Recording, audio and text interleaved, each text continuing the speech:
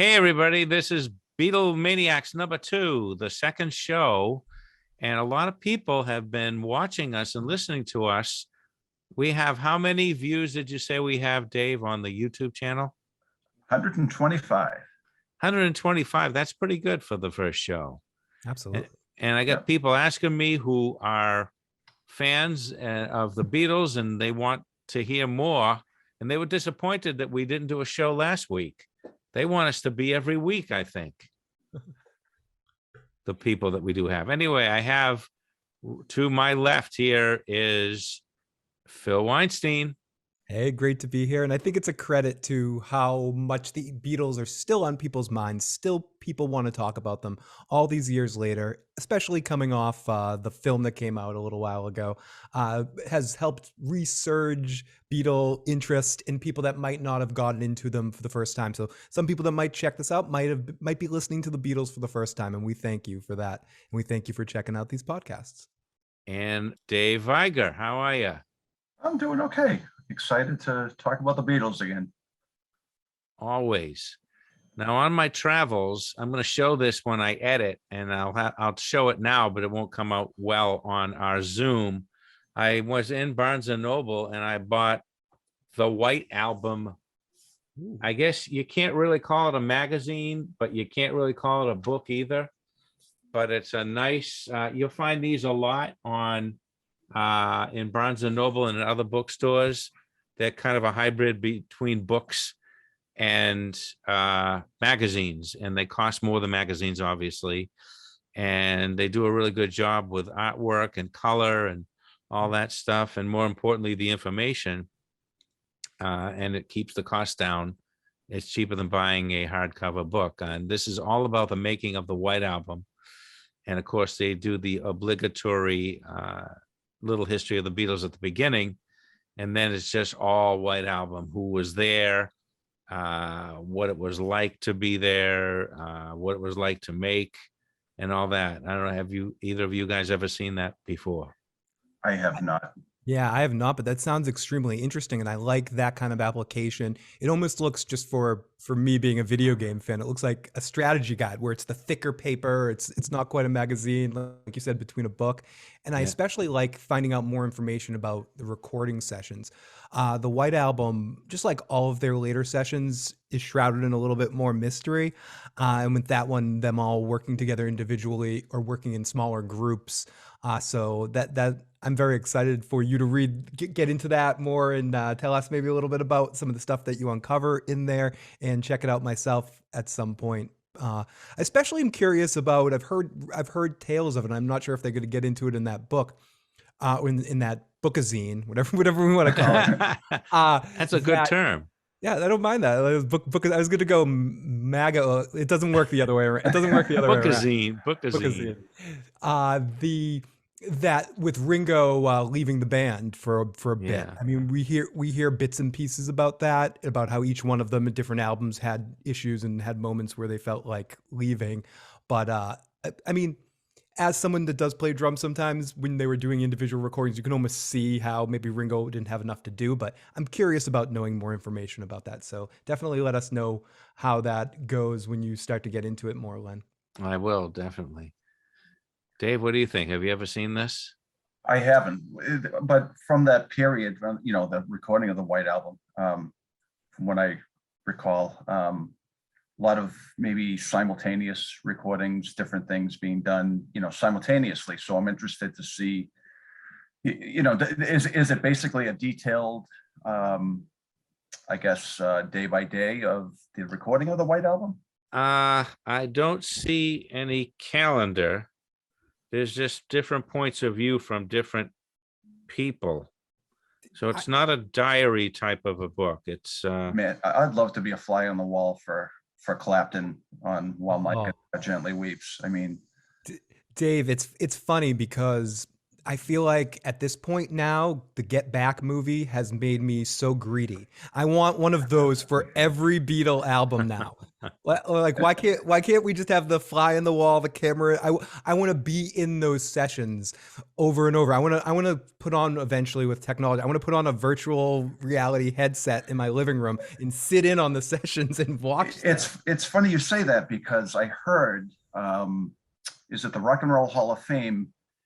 I believe they have, and I'm not sure what they're calling it, but it's essentially like a virtual rooftop concert where you actually, you go into this room or this virtual reality, and it feels like you're actually there, watching the concert, and, kind of, real life, but fantasy. So Wow. But That's something I need to do. Pilgrimage to Cleveland. Is it Cleveland? Cleveland, yes. As I had said, that the White Album is one of the first Beatle albums that I bought, believe it or not, even though that was in their tension period, their waning days, so to speak. I think that it's a turning point for the Beatles, and not necessarily in a good way. Like I said, they labeled it themselves the tension album. I forget whether it was Paul or John. This was the period where they weren't working with harmony vocal as much. They weren't necessarily all in the studio at the same time. There was a lot of threedles thing going on, for instance, on Long, Long, Long, John wasn't there. This is the period where he was experimenting with drugs. I said that before. It sounds like I'm constantly accusing John of taking drugs, but just happens to be the period that we're talking about. But John would admit that himself post that time period. You're saying that because John was very candid towards before the end of his life, that about this period. He was depressed during Help, felt like he was too heavy, and it led perfectly to the perfect petri dish of a situation to get in. I think around that time with White Album is when he was probably more in the salad days of it, rather than later on but he became more of an individual. They all became more individuals in that album. And I agree.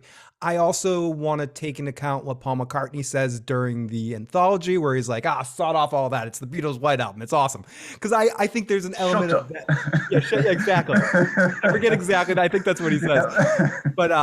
But ultimately, I agree with you, Len, that it's an album that people in retrospect want to look back at, Let It Be or the Abbey Road sessions, which Abbey Road, I think, is a wonderfully orchestrated, like it feels like an album of a bunch of people together.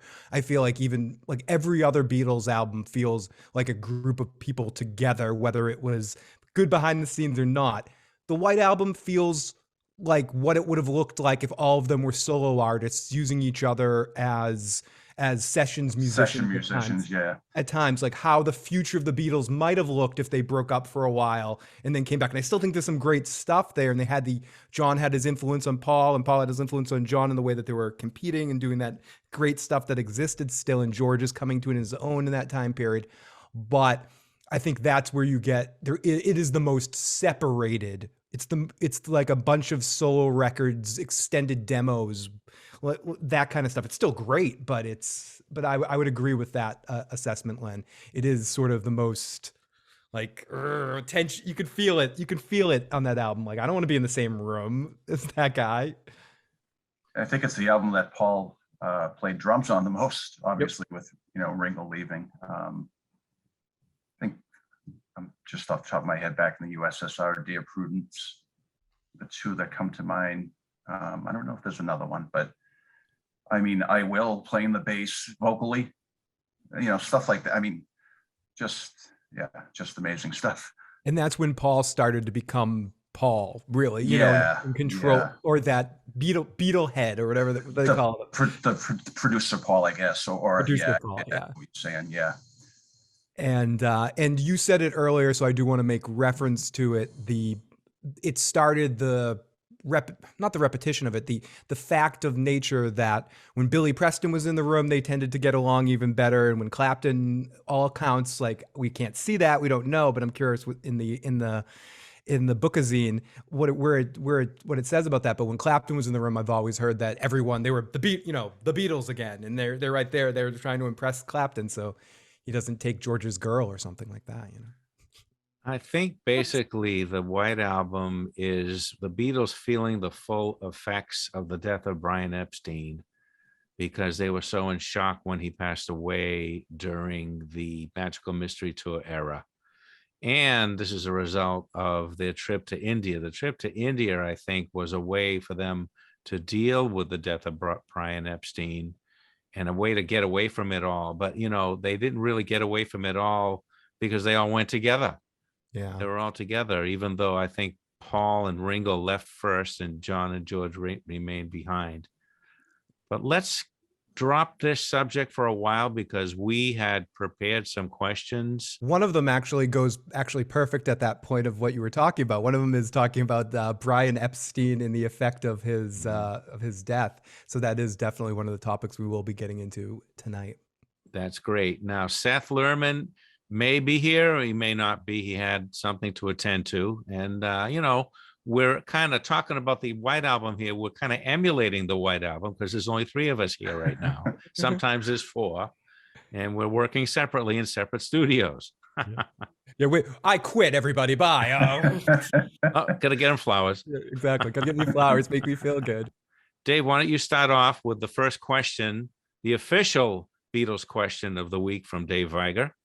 All right. Well, I guess I can give you a little background on where this came from. I was in LA recently and always been fond of the, I don't know, call it a dream of the Malibu Beach House that John Lennon rented in last weekend period. So it was March of '74. And I had the chance to go and see this house, and it's right on Malibu Beach. And it actually wasn't really what I pictured at all. It was, I pictured a house up in the canyons or whatever, but it's literally right on the beach. So you walk on the beach and you can literally see the backyard of this house. So of course, I left my daughter on the beach and I said, oh, hey, I'm going to take a walk over here. And I walked up to this house and I looked into that yard and I don't know, I almost call it an emotional moment, just thinking like, what if, it was the last time, well, the night before, Lennon, McCartney, Nillson, I don't think Ringo was there, Stevie Wonder, a couple of session guys, they were at Burbank Studios. I think Lennon was producing the Pussycats album. Mm-hmm. And so the bootleg is called A Toot and a Snore in '74. And, it was the last time they, essentially recorded together. And anyway, when you look back at some of the detailed, stories about this meeting, a couple of things happened. Number one, Paul had recently seen Yoko and, said to John, hey, if you want to get back, this is what you have to do. You have to court her, you have to take her out, that type of thing. So apparently, and I don't know if this has ever been corroborated, but there's a rumor that they may have been talking about, hey, let's get the band together in the fall of '75 and, perform together again. But more importantly, McCartney went to New Orleans in 1975 early to record Venus and Mars. And I mean, according to May Pang, Lennon literally had his bags packed to go to New Orleans and then received a call from Yoko, something about, I see where you're going, Phil, because it just, what if, I mean, of course, he went back to his wife and, had a son and, I mean, so yeah, the love story and everything, but what if that didn't happen? And, what if he went to New Orleans and never went back and, and then obviously knowing how things ended. I feel like that was a really big turning point and probably as close as, it ever could have come to, potentially happening. So absolutely, Dave. And I must say, just hearing you talk about it, and I've heard this story recently for the first time, it gives me goosebumps. Like hearing you just discuss the possibility of that. And it's just some of the worst. And again, I don't want anything from my end to say, I am jealous of the love that John and Yoko felt for each other, that they were able to find each other and have that sort of connection and all of that stuff, aside from anything to do with the Beatles. But that being said, that's some of the poorest timing in the history of love. Couldn't she wait a couple Really of is, weeks? sure. Yeah. Couldn't she have waited a couple of weeks? Because her and Paul were friendly at that point. Like you said, Paul was sort of giving John advice to get back. He was all for that. And whether it would have turned into the full Beatles reunion or not, we would have gotten that one combination. John probably would have been on that album. And I know it was just very, if we're to believe in and again, this is unlike the Saturday Night Live story, which is shrouded with a little bit more mystery on how accurate it was that they were together at that time, or they were watching it, talking about it later, that they should have done it. This, you hear from multiple accounts that, as you mentioned, John was ready to go when he got the phone call. And I don't know, people can correct me if I'm wrong, but I believe I've heard John in a later interview talk about the session that you were talking about before, where he said all those musicians were in the room Watching Paul and I. watching Paul Yeah, and I just yeah. sit there working Yep. on trash. We weren't doing Right. anything, but Right. everyone, we're just sitting. It might have been a Cavett interview or something. We were just sitting there, and everyone's eyeballs were on me, and we could feel it. And we're like, oh, I guess they want us to play something, Paul. Something to that effect. So I think this is one of those. I love what ifs, especially with the Beatles, because there's a lot of really great ones. And I think what ifs are fun in films and TV and movies and everything. But this is one of my favorite what ifs, because and we said this last week too, they're the one combination of the Beatles we never got to record. And they're the ones you would, Right. as much as I love George and Paul have a great connection, and How Do You Sleep at Night, even though what it's about is still a great song, and George Harrison kills on guitar in that song, and John's voice has such a tack to it that I like it. But the ones you really wanted to work together again, I'm speaking for a lot of people in the world right now, it's John and Paul. And this was the closest we were. Golly. Yeah. Now, I just want to go over that part, Dave, where you said that they were thinking of performing again, because from what I've read, that's the last thing that they would have done together, because John himself wasn't excited about it. Right. No, and again, I was just reading up on it today, and I had never seen that before, but and I don't remember, who the quote came from, but and it could have been a joke, or it could have been, but I had never heard that either. And it made me think, I think, Len, you may have brought this up about, I don't remember if it was our last show or if we were talking about, was there an interview with Linda and Paul had walked out of the room at some point? And I don't think that was about this specific incident. This was, no, I but think it this made was me in the late 70s. Yeah, right. But it just made me think of that, like, what I mean, because they had to have been desperate to record with each other at one time or another, right? Who knows if it was ever at the same moment, but it made me really think about that, and just what if they had been able to, maybe they would have gotten together in the 90s, but that's me playing, prognosticator or something like that. I don't feel like they would have. Neither one of them wanted to go a lifetime again without recording. And I also had heard the concert thing is what I think the quote I heard and again, I think it's a John quote. Everyone always talks the concert. But if we ever did do it, we'd get in the studio and do it right.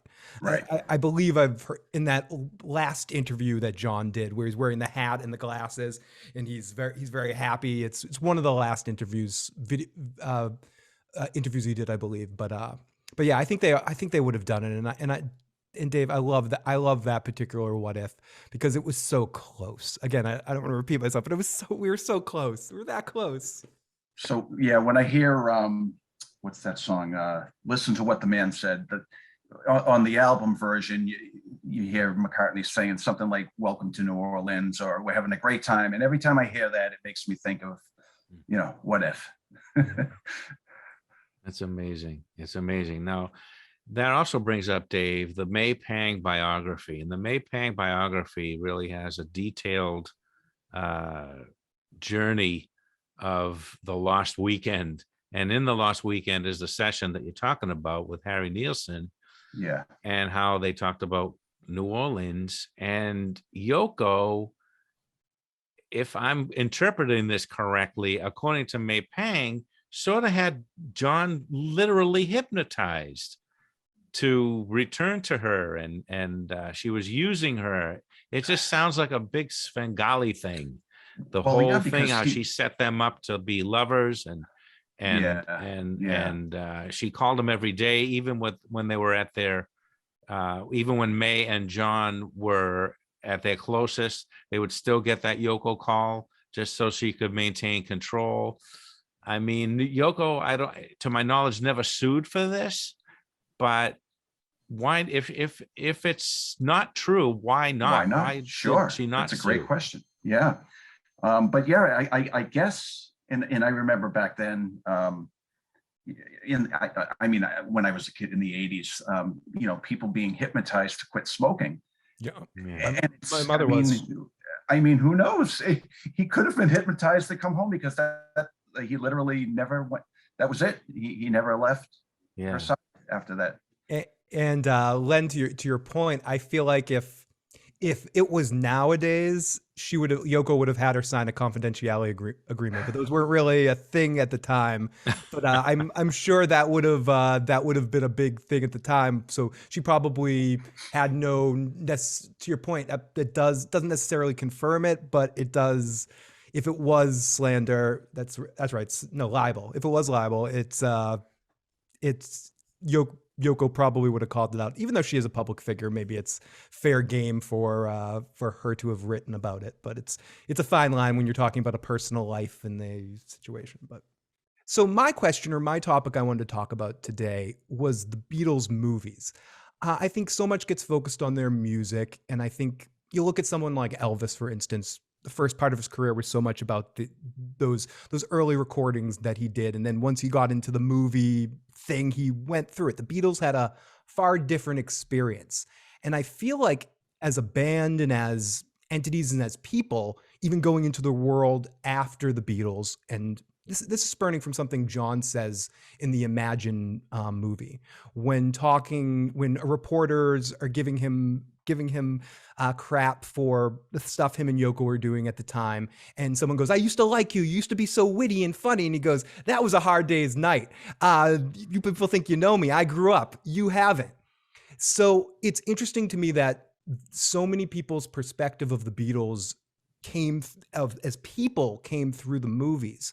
And I guess I wanted to talk to other people that saw the movies, grew up with the Beatles in that sense. And do you feel like the movies did a good job at representing who they were as people? Do you feel like that negatively impacted sort of with the Beatlemania thing, where people felt like they knew the personality types of the Beatles and it locked them into that issues? Was it better for some of them? I think it might have been, in my opinion, I think it was better for someone like Ringo, because he's jolly, he's goofy. Everyone loves to party with Ringo, and everyone assumed that George was quiet, or George was grumpy all the time, or whatever, or that John was a wise ass. I mean, maybe he was. I think John was probably pretty accurate to John in some ways. But I don't know. Just what are some of your opinions? And I know it kind of gets forgotten about Magical Mystery Tour as well. And maybe even though they didn't do anything for it, except for that little video, Yellow Submarine, how all four of those movies sort of influenced people's opinions of the Beatles, on who they were as individuals. So I'd love to get your guys' take on those, on all of that. All right.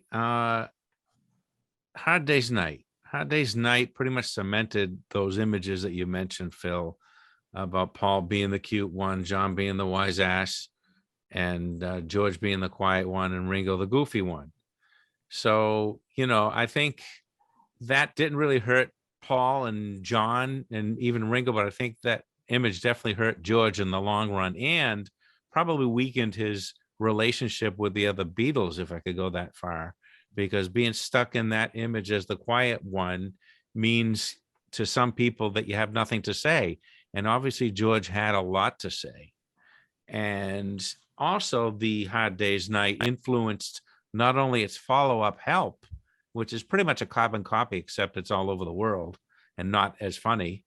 But it influenced people like the Monkees. The Monkees pretty much based their whole personas upon A Hard Day's Night, and that's why me, as I said in show 1, I wasn't even a Beatles fan at the time because I was a little kid and I couldn't get the screaming.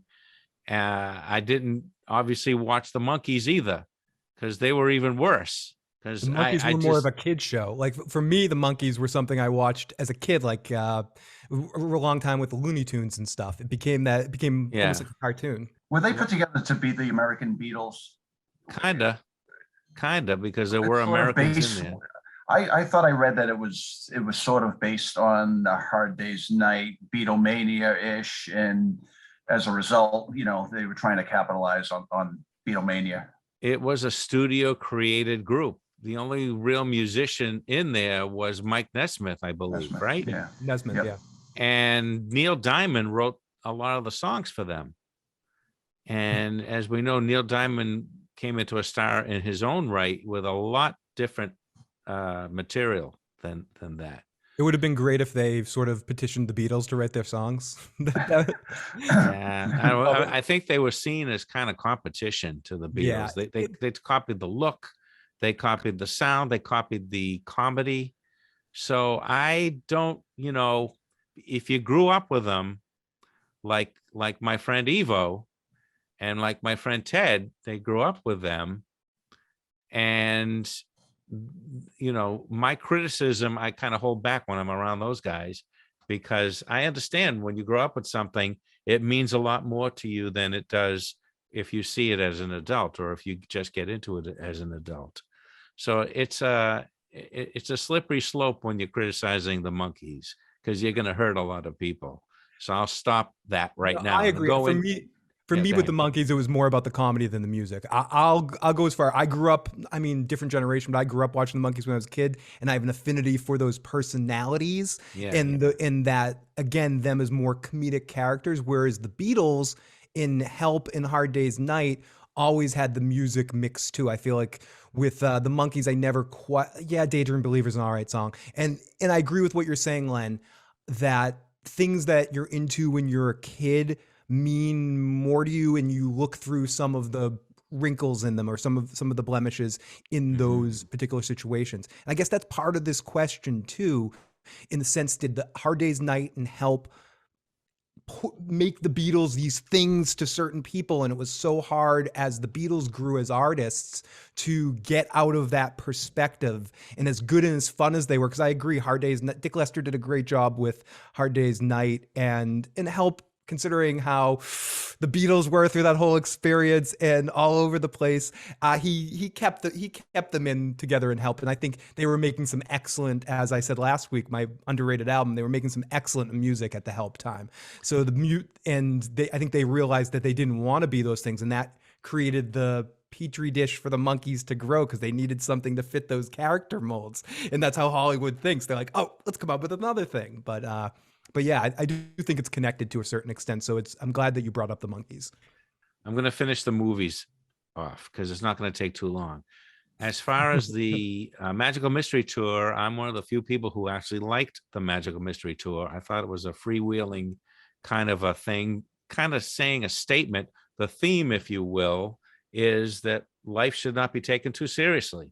That's what I get out of the Magical Mystery Tour, because it led nowhere. It was a tour, and I think they did it on purpose. They meant to say, we're all on a journey, and we don't know where the hell we're going any more than we did in the movie. So that's my take on the Magical Mystery Tour. It's a good independent movie. I like it as well. I just don't think it's a fully produced movie. It's more of a extended art film, but I do enjoy it as well for what it is, Len. And to go into the Yellow Submarine, I've never seen the Yellow Submarine except in clips. I do have the Yellow Submarine album because it has some George Martin things on it, and I like George's contribution to that, but I can't really speak to the accuracy. But I will go back to the Hard Day's Night and say that I do think that of all the Beatles, Hard Day's Night really hurt George the most, Mm. because of everyone who was hurt by that image that they were in 1964 and 5. It was George, because he had so much to offer, and he never really got a chance to flower in the Beatles as he should have. Well, some of the press conferences, I think, they're talking about the haircut, and he was really witty and really funny. He did have a few moments that stick out to me. And then I think all of their personalities came through in those press conferences, when they first came to America. And I was watching one the other day that's really funny. I'm not positive, but I think it was in Washington, D.C. And this guy's interviewing John Lennon, and I think he said, "Which one are you?" And he's like, "Eric." And, and they're talking, and then later on he calls him Eric, and it just shows you the hysteria that was just like, "Yep, I'm with Eric." And it's just a really funny moment. But I think all of their personalities shine through, in those press conferences. But without the movies, I mean, that's really all you had to go on.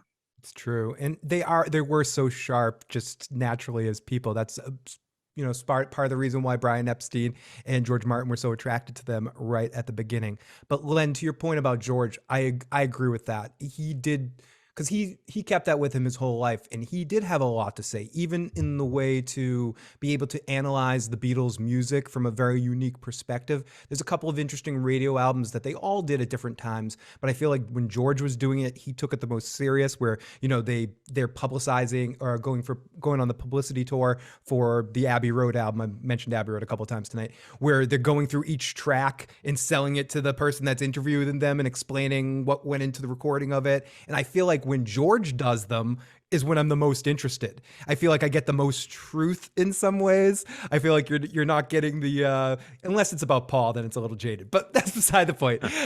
But you know what I mean. Like, George is not color coding stuff, and he's very talkative, and he's very inquisitive, and and you again, and when you see in the Get Back video, or when any clips that you see, he's always sort of egging around, and he's pushing the conversation. He's a cynic, but he's also excited. Like when you're talking about the Magic Eric stuff, or building the studio, they're all like, it's George's stuff. It's like, oh, George's gear. George seems to be the one that's most giddy about it and excited and getting the other guys into it. So it does seem like that's probably the worst representation too, and not the least accurate representation of a character. They probably just didn't know what to do with George. So, oh yeah, you're the quiet one. And they kind of went with that. I'm going to make an analogy here before I forget it and it flies out of my head. When we met the Beatles in 1964 through Hard Day's Night and through their early hits, that was accurate, as you say, Dave, at the time. But it gave no clue as to the depth that they had been able to go later. And because it was unprecedented in entertainment itself for any celebrity to change the way they did between 1964 and 1969. It's just unprecedented as far as the look, as far as the material, as far as the subject matter. It just was unprecedented. So that's why, to be stuck in that 1964 mold, I think, was so frustrating to them in the end. And that's why I think they stopped touring. Yeah, and they stayed in that caricature, that Beatles look, for so long, because you're right. It's something that is easy to look past in the even modern day mass media, in the sense of the last 30 years, not even just the last 20 years, not even just the last 5 or 6 years, where artists are constantly having to reinvent themselves. Every album has to be a little unique. For so long, it was artists would be afraid to change the color of the hat they're wearing because their act was locked into such a specific look or appearance that they had to keep that up or keep that thing going because that's what people wanted. It would be hard for someone to have a second act or a third act or just different looks, where more modern art is more, you got to do something different. The filmmaker has to do something different in every movie. He has to, every album has to be a different thing or something. Everyone has a favorite era, whether it's a comedian, a group, a singer, or whatever. Take a look at Bob Hope, for example. Bob Hope was very witty and fresh in the 40s, But you look at him on those TV specials with Brooke Shields, and he was as stale as Wonder Bread in the year 2020. It's just Accurate. horrible, horrible. I mean, it's death to an artist to remain the same. That's the point. And I want to That's something that- segue into my Pete Best question Ooh. from this. Now, we mentioned briefly the press conferences and how witty the Beatles were. Substitute Pete Best in there instead of Ringo, it wouldn't have flown. He would have been not even saying anything, and it would have spoiled the whole vibe. Yeah, You Len. know, I mean, I feel bad for Pete Best, but it was the best thing for the Beatles that he was gone, unfortunately for him. yeah, beyond just musically, and you look at what Pete Best did after that whole situation. I went on when we were talking about that Pete Best was a topic. I went on a little Pete Best deep dive watching him, and I didn't realize because I was too young to see it, him doing the Letterman or the Stern Show or Carson maybe even too. I'm not sure if he did Carson, but I definitely saw him on Letterman a couple of times, just selling the story. And every time he goes out there having a different tale. Like if you just think of personality, forget musically, because we can get into drumming and why Ringo is the perfect drummer for any guitar player in the world because of the way he just adapts to things. You can see it in the studio, and anyone that doesn't think Ringo was an amazing drummer. And well, Pete Best's mom thinks Pete Best was a better drummer. I saw a lot of that. She says Pete Best was a better drummer, and he got a raw deal. So it's true. But his personality just doesn't seem like it would have meshed with all of them. We were talking a little bit about those press interviews you brought up, and it's not even so much that they were four different personalities pre-Hard Day's Night. They were almost a hive mind of a personality. They moved together. They had this way of communicating with the four of them that I just don't think the other three guys had with Pete Best. I think he was an emergency situation because they needed someone for Hamburg in the moment. They needed someone to play the live band to get the gig. And no, it wasn't that he was sexier than Paul. No, it wasn't that he was a better drummer. It was that Ringo's personality was a better fit. I think ultimately that's what it's about, Len. And excellent point, excellent transition, because I think that thing that we see, that press conference, that unity with the Beatles is what happened when they were hanging out with Ringo. They felt that with the personality, but Ringo was with Rory and the Hurricanes. Rory Storm and the Hurricanes.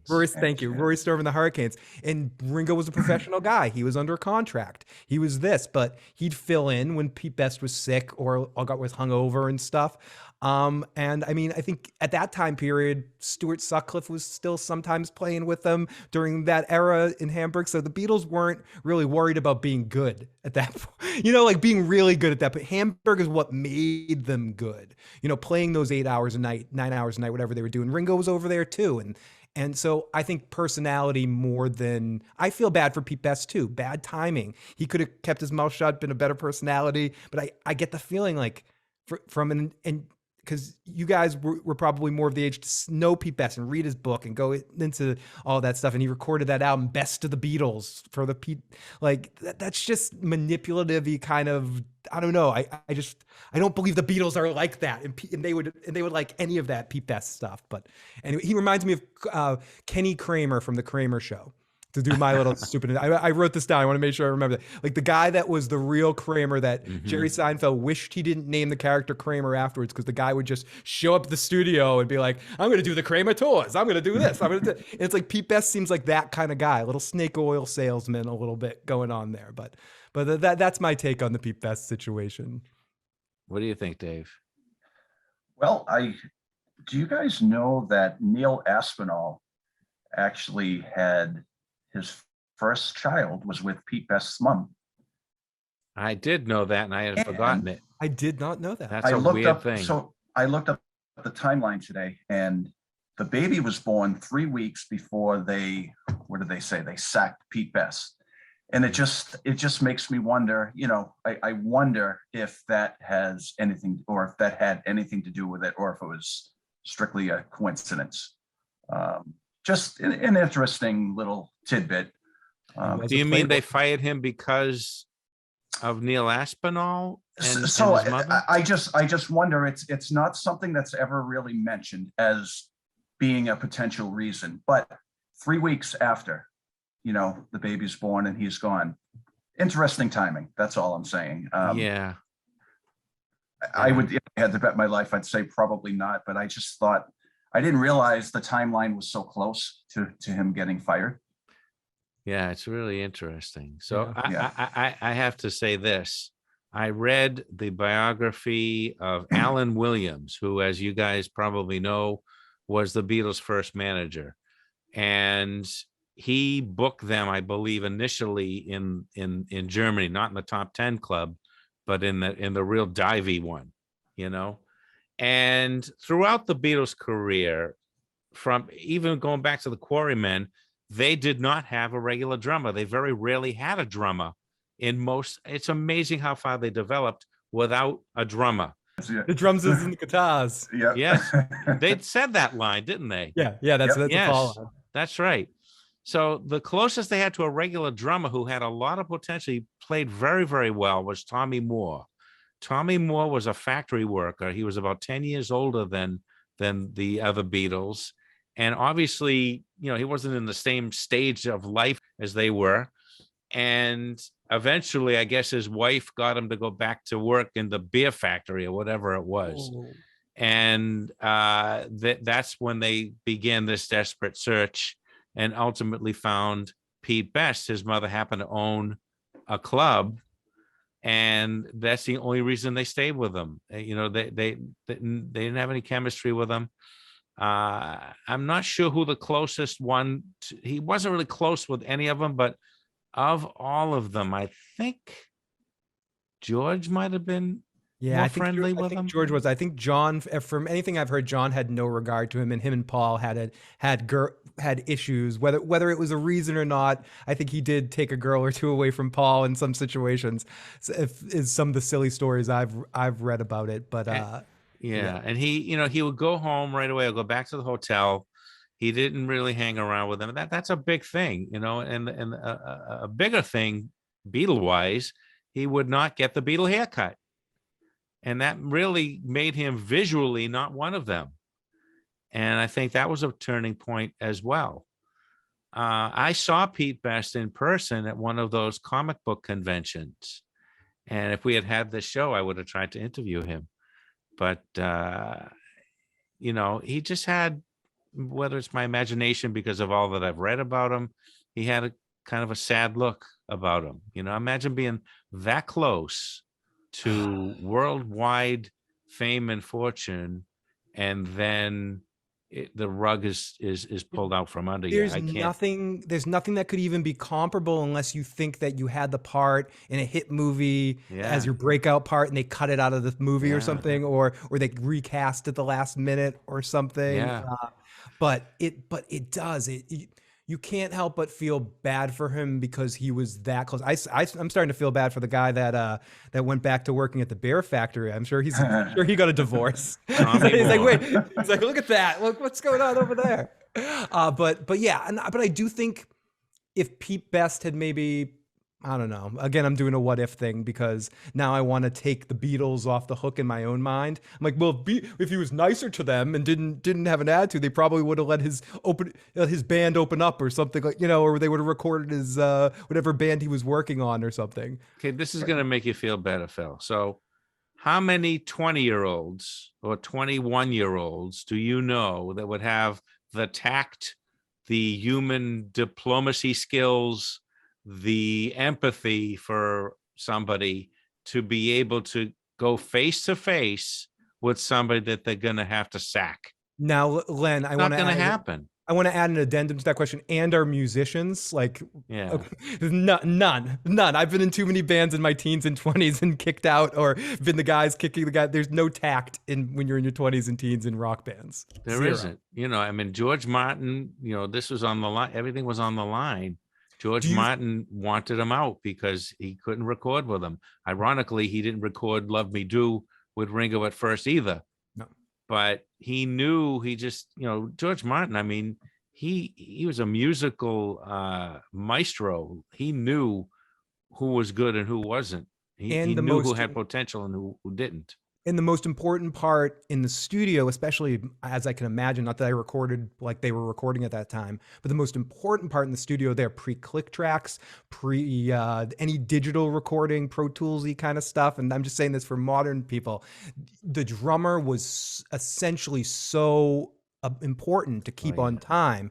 And Pete Best might have been able to do at the time some flashier Phil kind of stuff, but nobody almost in the history of rock and roll has better time than Ringo Starr. And George Martin didn't want to record with Ringo because he's like, they just brought in this other guy. We're not going to take another look at one of these Liverpool drummers, like bleh. But then once he heard Ringo, George Martin was like, okay, that's the guy. Get him in there every track. And Ringo played exactly, you can't even imagine as a drummer. I can't imagine another drummer playing with the Beatles. I can't imagine. I think John Bonham is an amazing drummer from Led Zeppelin. He couldn't have played drums in the Beatles. They would have hated him. He would have overplayed them. Same with someone like Keith Moon or Mitch Mitchell or like any of those other great drummers of different bands. They can't do what Ringo can do. And even his contemporaries, someone like Pete Best, he just wasn't Ringo. That's the thing. He just wasn't Ringo. Did you know that John Bonham was a huge Wings fan? And he played with Paul on a couple of songs. Beware My Love. That's on YouTube. Anyway, Dave, what do you think? Did you make your opinion? All of it? I mean, it was the perfect storm, and but the fact that they never talked to him again, I mean, I guess that's not a big deal, huh? I mean, they moved on, and but I did hear he gets a 7-figure check every month, or I don't know, week or every month. I think it's essentially because of the Beatles anthology #1, which he actually got some credit for, and on some of those tracks. Yeah, he is. Yeah. So his picture's in there too. His picture's in there. Right. So I mean, he does pretty well for himself now. He probably gets money for documentary appearances too here. Yeah. And if he's on the Letterman show or doing the tour, they're giving him certainly not free, right? Certainly not free. Yeah, certainly they're not. Pete Best isn't going for Fred. He's the best of the Beatles. He's not. We could get Pete Best on this podcast. I'm sure he's on like Cameo right now or something like. You can get Pete Best to record it. Oh, that would be amazing, huh? Get him to do our intro or something like that. Like, Pete Best. And this is the Beatlemaniacs. All right, I think we've come to the end of part 2, the second episode of the Beatlemaniacs, minus one member, making our little White Album studio session kind of accurate to the way the Beatles did it. Next time, we're going to have all 4 of us again, hopefully. And until then, I'm Len. I'm Phil. And I'm Dave. And we are the Beatlemaniacs.